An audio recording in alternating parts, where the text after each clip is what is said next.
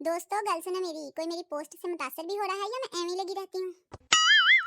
लोगों को रात भर नींद नहीं आती और हम आधा घंटा बैठे तो पाँव भी सोने लग जाते हैं। इंसान की सोच हमेशा ऊंची होनी चाहिए, इसलिए मैं छत पर जाकर सोचती हूँ। Oh no! अगर आप रिस्पेक्ट नहीं कर सकते तो एक्सेप्ट भी ना करें। मैं सिर्फ वहां तक अच्छी हूँ जहां तक आप अपनी औकात ना बोलें। यह हसद पहले रोटियों में थी, अब तो जलते हैं सच।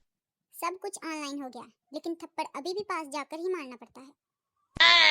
या अल्लाह, मेरे गुनाहों की सजा मेरे दोस्तों को देना। दोस्ती ऐसी होनी चाहिए कि लोग भी देखकर बोले, अल्लाह जाने इन दोनों का क्या होगा। मेरे कमरे में उड़ रहे थे बादल, वाह वाह। मैं कुछ भी लिख दूं गौर से पढ़ते हैं पागल, भला कमरे में उड़ते हैं बादल।